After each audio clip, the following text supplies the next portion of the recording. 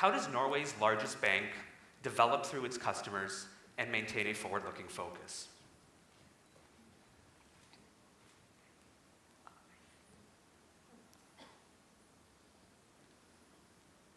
Ensuring simplicity, DNB's path towards revitalizing its future.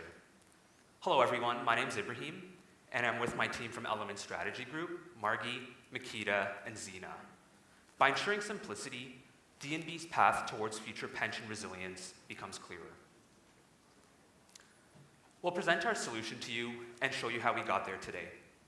After mitigating some of our risks in our implementation, we'll focus upon some contingencies and wrap up.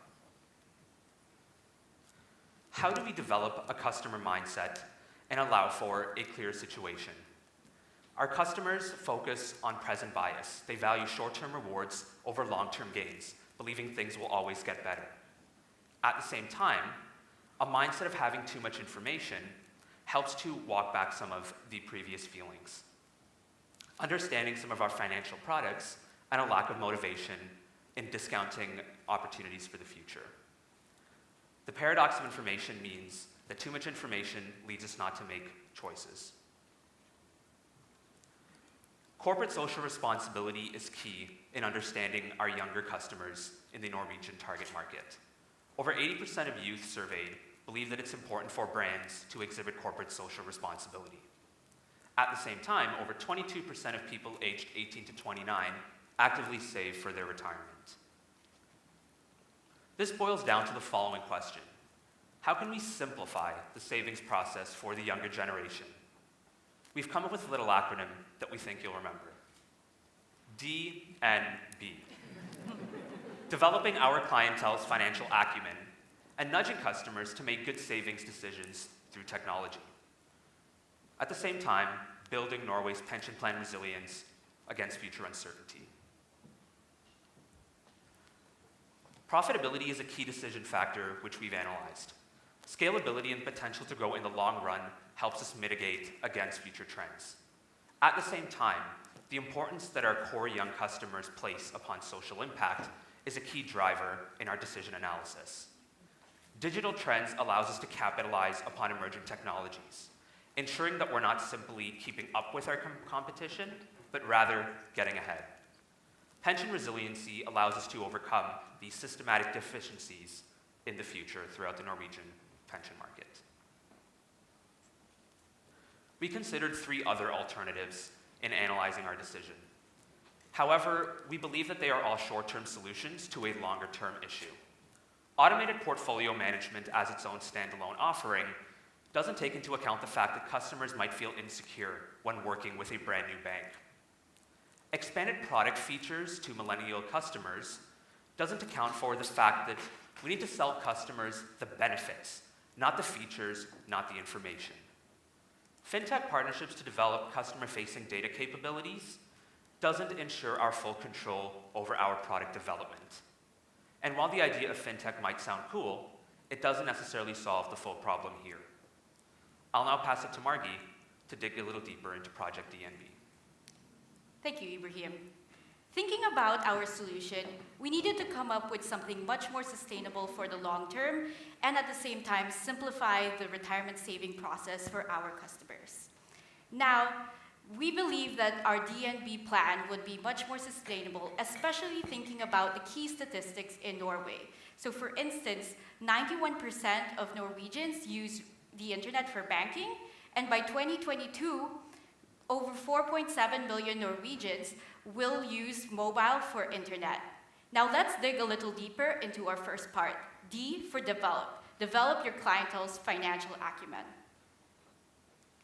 Touching into the key issues discussed earlier, we understand that a lot of our customers think in the short term and don't really think long term in terms of the benefits that they gain out of saving.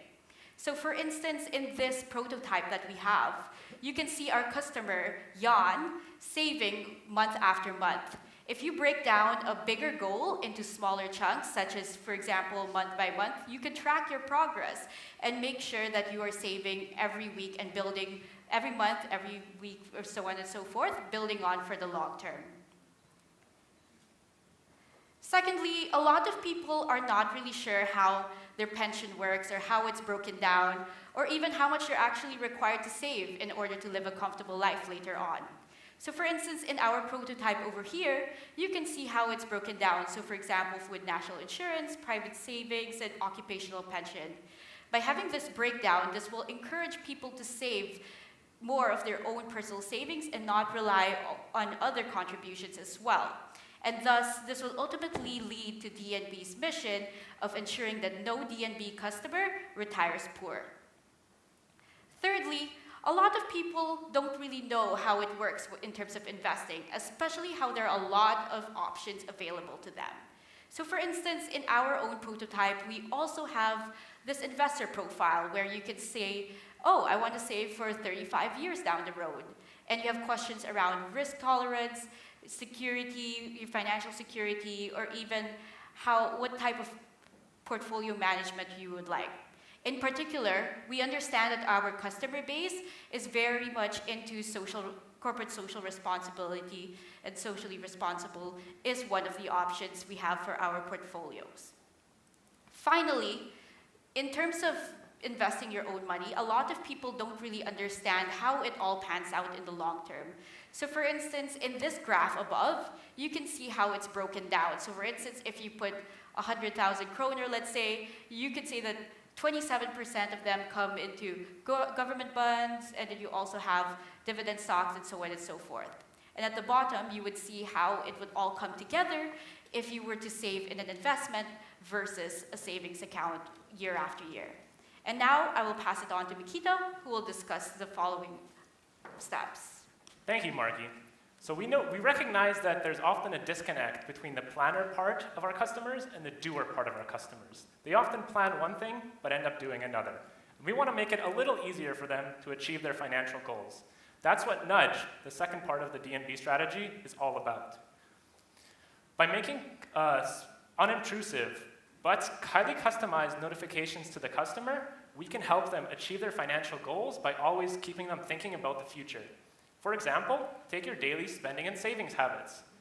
If we want a customer to reduce a little bit of their luxury purchases, let's say some wine or some alcohol, we can send them a notification that says, consider saving that money, put it towards your future instead. Similarly, we can promote increasing future savings. We've heard that some customers have a hard time saving because they say, oh, my budget is already all spread out. Well, what if we encourage them to maintain the same lifestyle and put any future increases in pay from promotions or pay raises away for the future? We can also offer customers highly tailored information on products that may be relevant to them by periodically reminding them about insurance and other pension products at key milestones in their life, say buying a house or having kids.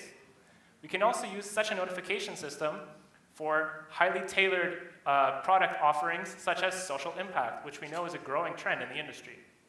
And through machine learning and by using all the data that we receive from customers and seeing how they interact with this, we can continue to improve these notifications and make them highly targeted so we know when they're most effective.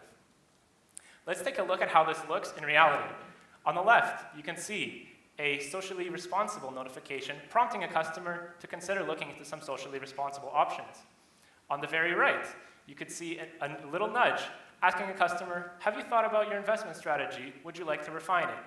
And in the middle, we can see a customer conversing with an advisor to help them find the best investment plan for them, since we know that having a personal conversation is often highly valued in the financial industry. Finally, we hope to culminate all of this through Build, which involves building Norway's pension plan resiliency. By making our portfolio products and our app very easy to use, we hope to make it very accessible and have a great customer experience. By improving our customers' financial knowledge, we hope that we will ease the future burden on the pension plan by making customers more realistic on how much they need to save. At the same time, we can enhance the bank's revenue by cross-selling the different products and making bespoke product lines for them, as we will be able to use all the data we receive to create individualized plans. And finally, DNB can feel good about this plan as it is corporately socially responsible by making sure that saving and investing and a good plan for the future is available to everyone.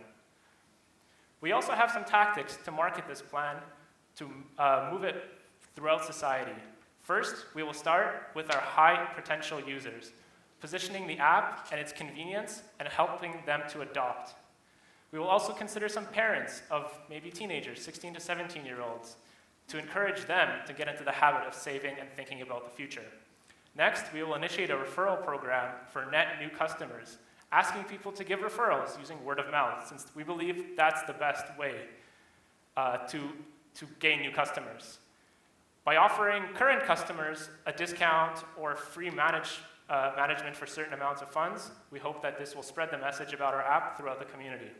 Lastly, we hope to convert these new customers into primary customers and have them hold more of their money with DNB. Since it's common for Norwegians to have more than one bank, we want DNB to be their primary bank, and we can offer them fee discounts or waivers as a result. And I'll pass it off to Zina to talk more about how this all comes together. Thank you, Makita. So now that we've talked a little bit about all the benefits that DNB and Norway can experience through this plan, you might be wondering, well, how much exactly does this cost? Now, we do live in the era of big data and machine learning, and so when we look at some of these new technological trends, we might think that they're unattainable or too expensive, when in reality, they're actually quite feasible. So the total plan in total will cost about 2 million kroner as an initial investment. Now, that might seem like a lot. This is only the R&D cost that will only come at the beginning of this project. So as we can see, in 2018 and 2019, we will have negative profits on this project specifically due to the high R&D cost. However, as we acquire more and more customers, we'll actually benefit from economies of scale. And so with these investments, we'll actually be able to capture significant values with the customer lifetime value of 2 million kroner for each one of our customers. Not only that, we do see this plan helping DNB achieve its financial goals in the future, as based on our projections, which we can talk more about later, we believe that DNB should be able to achieve its ROE goal in 2021. Now, looking a little bit at the risks and mitigations, we can see that I want to point out two in particular that we've analyzed. We do live in the era of big data, and so sometimes we might be concerned about our data privacy and security. And so even after revamping this app, some customers may continue to not use our app because they're concerned about data.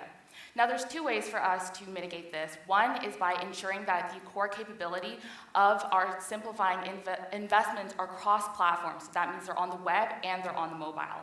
Secondly, we can also mitigate this by making sure that our notifications continue to stay unobtrusive.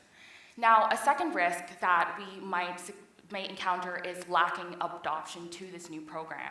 And so with this, we hope that our multi-product rebate when selling the life insurance and pension plans and furthering our marketing efforts will help to combat this.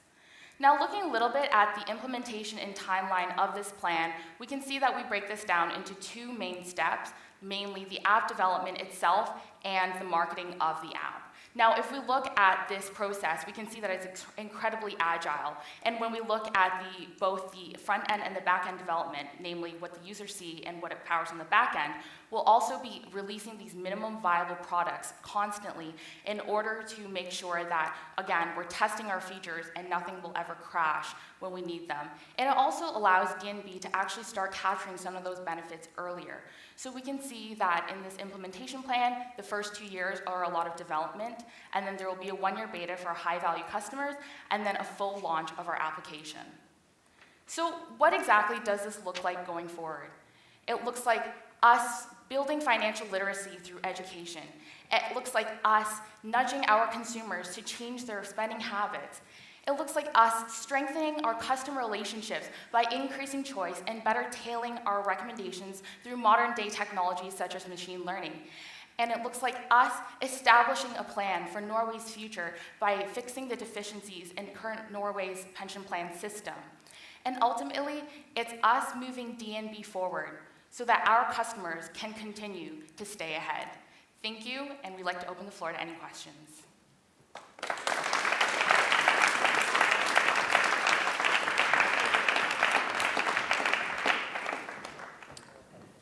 Thank you very much for a great presentation. My first question is, the hard issue is actually to get the young people's attention and finally again get them to save. Can you elaborate on how are we gonna, with this solution, make sure that the young people come to us and really go over the barrier and start saving? Can you kind of elaborate on that? Sure, of course. So as we already know, young people, you are a very popular bank with young people. And so we believe that it's not a matter of necessarily having to attract customers first. It's first convincing your current young customers to begin their savings and then recommending that same saving strategy to their friends. Because as we know, people often talk about their daily lives a lot.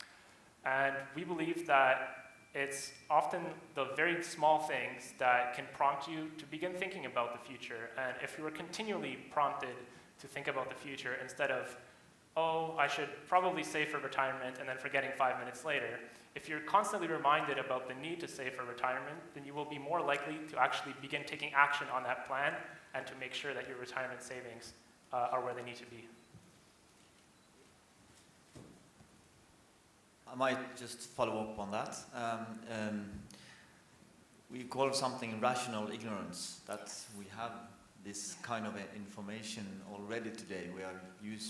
Norwegians are spending more of the savings on the lottery than on mutual funds today, actually. Yeah. So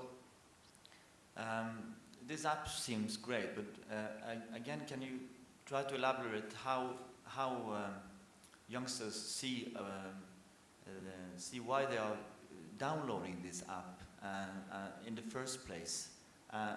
I can see when you are downloading this app, you are nudging them and you are feeding them with motivation, but from the start, how can we address this so they will download this app?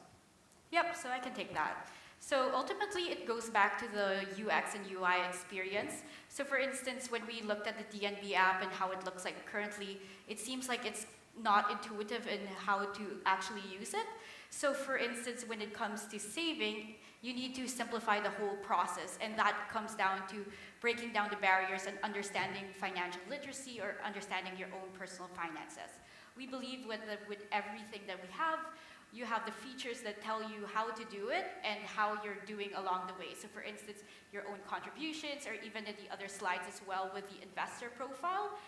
A lot of people don't really know, oh, what type of stocks am I supposed to buy? What's the mix that I'm supposed to buy?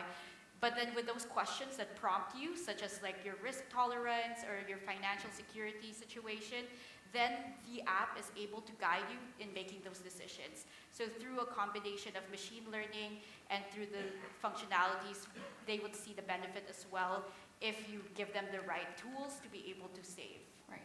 And before they even get the app to their hands with the new platform, we will again test this out with our most valuable customers. And again, that already, and the idea of minimum viable product, where we're already featuring in some of these new ideas into the current app itself, means that we can start building customers through the current app usage. And our marketing tactics will again help to bolster and attract new customers to actually download the app and get on our platform to experience some of these benefits that Margie talked about. Hi guys. So one question on the lifelong journey that we're talking about and the measures you were proposing. They were perhaps a little bit more into the adoption and the early phases.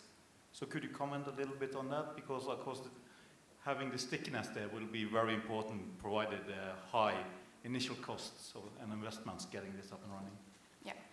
Actually, so with our current financial projections, we've really taken a very, very, very conservative estimate as to how many people will adopt. So if we actually just look at the financials themselves, when we did the financial analysis, as we see here, this is actually only based on approximately 2% of your customers converting, which means that it's very, very easy for you guys to convert maybe even that 8% that you already have using your app to this, and ultimately your revenues will increase much, much more than what we've projected here. But because we wanted to keep this more down to earth and more conservative, we only used a very small conversion ratio. Now, if we looked at how we could improve that conversion ratio given these very conservative estimates, again, we have this very extensive marketing plan because we do know that you can't just put an app on the market and expect people to use it. So we do have, again, this word of mouth, this rebate, and simply just continuing in the way that we've kind of approached this app now, we can advertise it on our website, which we know a lot of people are using. We can feature it in potential video ads as well. And furthermore, how many times have you been using an app, or maybe you go to dinner and then you and your friend want to split a bill, and you're like, oh, well, I'll just transfer you some money using my DNB app. That'll start a conversation. Your friend will look at, wow, what is this app? Wow, it looks so good. Wow, how can I get on it?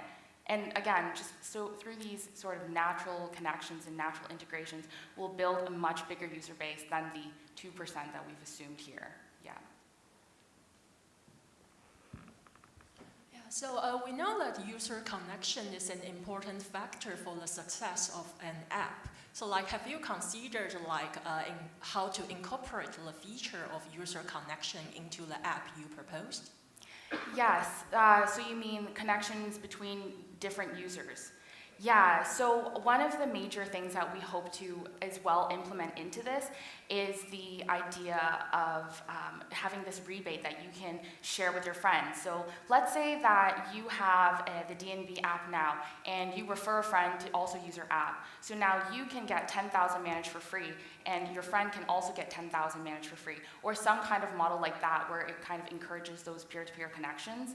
And in the future, we can also potentially maybe introduce some kind of aspect where, oh, like here I'm achieving my financial goals, and we might not share what those financial goals are, but we could share percentages. I've achieved 50% of my financial goal, my friend has achieved 43%. Now I can be like, hey, I've achieved 50%, why have you only achieved 43%? And again, it just, sparks that conversation around our app. So engaging that connection can be done in many ways, especially with a versatile app that we've created.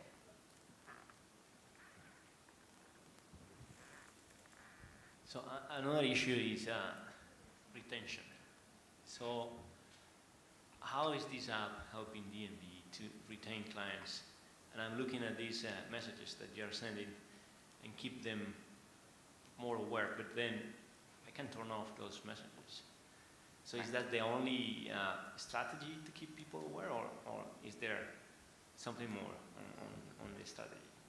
Well, we're assuming that people still use their banking app kind of day-to-day or on a frequent basis. And so there are messages encouraging or even updating you on your progress on the home screen when you sign in. Because we understand that some people do turn off their notifications, they might see them as annoying. So having those notifications kind of in the app itself on the home screen when you sign in keeps you always thinking about your future progress. And furthermore, the entire way that our app is laid out means that every sort of aspect of it is driven by our interactions with you and the data that we collect on you, which means that even the way that we show the home screen might be different. Maybe we put investments first if you're looking into investments. And a lot of this is driven through our machine learning algorithm. So as you can see, as we collect data, we understand our customers more, and as we understand our customers more, we'll be able to create nudges that are more and more tailored and bespoke to that customer themselves, which means that through our algorithm, eventually our customers won't see these notifications as annoying, they'll see them as helpful because they'll be truly tailored. I really love that concept of the nudging, because I think that's a very realistic approach. But at the same time, your examples from, please don't take that next glass of alcohol. I mean, would you consider any reputational or, the issues of all these kind of nudges? How can you monitor that so you are actually within, people's acceptance of what you actually nudge them to? I think ultimately with regards to a lot of the retention, you want them to be a customer for life. So of course when we launch, there is an A/B testing phase, and there is initial areas for us to see what the nudges are like and how customers react, which can be optimized over time, because ultimately it's about being simple. So whether that simplicity is tailored to their lifestyle, if they enjoy a nice glass of wine with dinner and are willing to maybe take a rest from it, that can be played into as a goal for the future. So it's a lot of looking at a future orientation standpoint and helping customers realize that it really is in their best financial interests, and it also helps keep their overall life simpler. And furthermore, just the app, the way that the app is built, the way that it's really built is that we're not going to all of a sudden show you some stuff about, let's say you recently bought a crib. We're not going to suddenly be like, oh, you should buy some life insurance because we think you're expecting, because that'd be weird and creepy, right?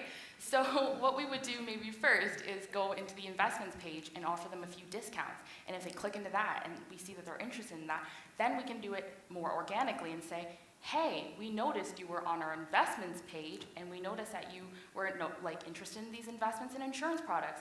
Would you like to speak to an advisor now, where then they can talk to a human customer or a human representative? And from the reputational risk point of view, again, these initial nudges can be quite simple and quite not necessarily as tailored, but as we get to know that customer more, we will know what they can and cannot like. And again, that'll help to as well mitigate the reputational risk, yeah. I certainly agree that would be a creepy kind of situation, so that was a good thing. You propose a 2-year development period and then implementation after that. Is that too long? I mean, there are competitors out there. There might be competitors in this room listening into what you propose. And 2 years from now in this world is quite a long time. What's your thought about that? So again, we've been extremely conservative with the way that we've done this analysis. The actual development of the machine learning, well, first of all, we know that we are going to release minimum viable products as soon as possible, which means that we're not actually launching in 2 years. That's the full hard launch if we looked at it from a waterfall perspective, but some of these general features are already getting implemented into your app already without your users being aware of it. Now, when it comes to a sort of risk mitigation kind of view, I think that DNB is in a really great point to sort of capture this market share immediately because they are, again, the largest bank, which also means that they have the largest data, which means that something you can consider in the future is white labeling this product and then pushing it out to the other banks as well. Because, again, yes, maybe you're right. Maybe a bank could go out today and try and develop it, but they don't have nearly as much data as you do. They don't have nearly the kind of information that you do. And also, they don't understand your customers like you do. And so that means that in the future, when, let's say, Sparbank also wants to get in on this, you can white label your product to them, run it for them, and then collect revenues on that as well, which again helps you diversify your revenue stream. So it's a win-win-win. Is the plan to implement this app with what you get from your employer, what you get from the national insurance as well, or is this a standalone saving app for pensions you are saving to by yourself? Yep, so it's mostly a standalone for yourself because we understand that in terms of your national pension and your employer pension, it's capped at a certain point, and at the same time, we have to think long-term for the future generations in terms of the savings that we have from the national pension. So in this case, we are really encouraging our own customers to save personally for themselves, because ultimately, that's what's going to help them live a more comfortable life later on.